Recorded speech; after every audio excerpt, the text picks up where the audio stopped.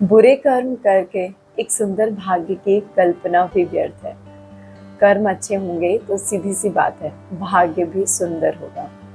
कहते हैं कर्म के द्वारा हम अपने जीवन को और भाग्य को बेहतरीन बना सकते हैं। तो आज मैं आपके साथ जो स्टोरी शेयर करने वाली हूँ वो हमें यही सिखाती है। कर्म सबसे बड़ी शक्ति है। नारद मुनि वैकुंठ धाम जाते हैं। वहाँ विष्णु जी से वो मिलते हैं और उन्हें कहते हैं कि प्रभु, नीचे आपका प्रभाव थोड़ा कम हो रहा है, तो कुछ भी हो रहा है वो सही नहीं हो रहा है। अच्छे लोग जो धर्म के रास्ते पे चल रहे हैं, सच्चाई के रास्ते पे चल रहे हैं, उनके साथ गलत हो रहा है।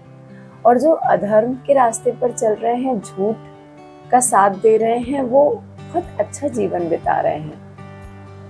प्रभु को थोड़ा अजीब लगता है। वो नारद मुनि से पूछते हैं, आपने ऐसा क्या देखा जो आपको ऐसा लगा? नारद में जब जंगल से गुजर रहा था तो मैंने देखा कि एक घायल कुत्ता पड़ा था।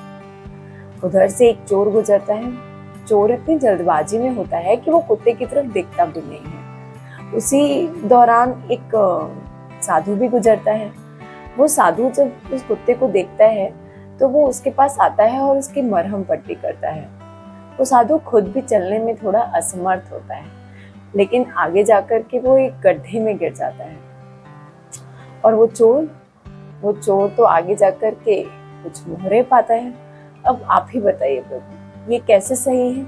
ये तो बिल्कुल भी सही नहीं है। प्रभु थोड़ा मुस्कुराते हैं और फिर कहते हैं, देखिए नारद मुनि, जो कुछ भी हो रहा है वो एकदम सही है।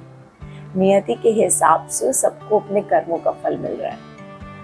वो जो चोर होता है ना, उसके भाग्य में खजाना लिखा होता है, लेकिन उसके कर्म अच्छे नहीं होते हैं, जिसकी वजह से उसे चंद मोहरे ही मिल पाती हैं। लेकिन वो जो साधु महात्मा होते हैं, वो उनके भाग्य में मृत्यु होती है, लेकिन उनके कर्म अच्छे होते हैं, जिसकी वजह से उन्हें बस थोड़ी सी चोट आती है। तो हुआ ना बिल्कुल सही। नारद मुनि चुप हो जाते हैं और समझ जाते हैं। तो इस स्टोरी से मुझे एक स्वामी विवेकानंद जी की लाइन याद आती है। उनका कहना है कि आप अपने विचारों पर नियंत्रण रखें, अन्यथा वो कर्म बन जाएंगे। अपने कर्मों पर नियंत्रण रखें, अन्यथा वो भाग्य बन जाएंगे। तो उम्मीद है आपको मेरी ये स्टोरी अच्छी लगी होगी, आपके लिए भी काफ़ी इंस्पिरेशनल और मोटिवेशनल होगी। ऐसी ही स्टोरीज़ के लिए बने रहिएगा मेरे साथ। Thank you.